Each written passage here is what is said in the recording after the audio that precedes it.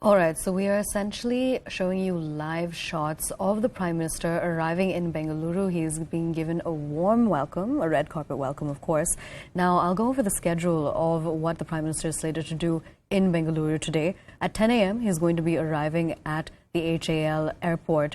And at 10:30, he's going to be going to the Vidhan Sabha. Now, the big things that we're going to be seeing today are the BJP's tribute to the founder, Nadaprabhu Kempegowda.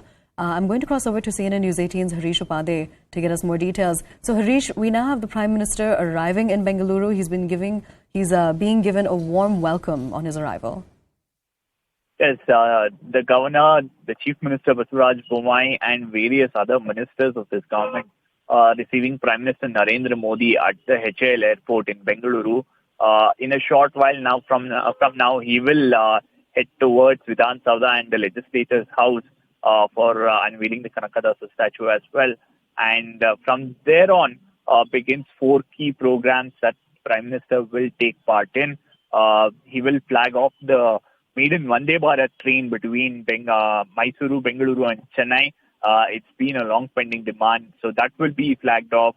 The Prime Minister also then will head to the international airport, Kempegowda International Airport, where the new Terminal 2 of the airport will be unveiled. Already, the videos of the terminal have gathered a lot of traction on social media.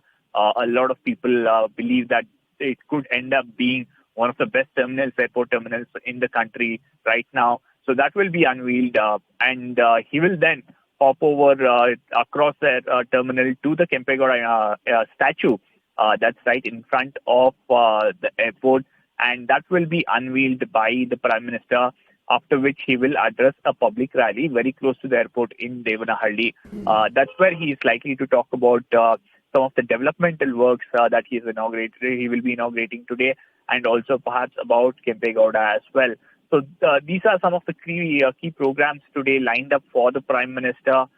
And considering that it's an election year and elections are around 5 to 6 months away here in Karnataka, we can expect the Prime Minister to perhaps talk about the works of this BJP government and also possibly the plans that the government has for the next 5 to 6 months.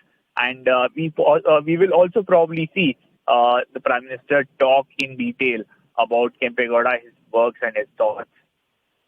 All right, now Harish, let's also talk a bit about the politics that has erupted in the backdrop. We've had the ex-Chief Minister of the state, H.D. Kumaraswamy. We've also had the Karnataka Congress Chief, DKS, hit out of the Prime Minister. Essentially what HDK said was that the Prime Minister, when essentially the BJP's tribute to Kempegowda, it's not going to help woo the Vocaliga voters. Do you think this holds any merit? Well, the BJP will find it extremely difficult to gather the Vocaliga votes. They've always had difficulty getting the Vocaliga vote, especially in the old Mysuru region. This Kempegowda statue getting unveiled might get them some votes, but will that be enough to gather seats in the old Mysuru region is the question.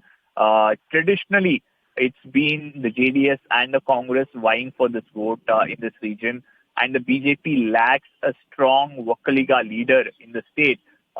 Some of their leaders are in good positions. For example, C.T. Ravi, the National General Secretary of the party, is a Vocaliga, but not someone who enjoys wider popular support within the community. Dr. Ashwath Narayan is seen more as an urban face from Bengaluru. His primary identity is not of a Vocaliga leader.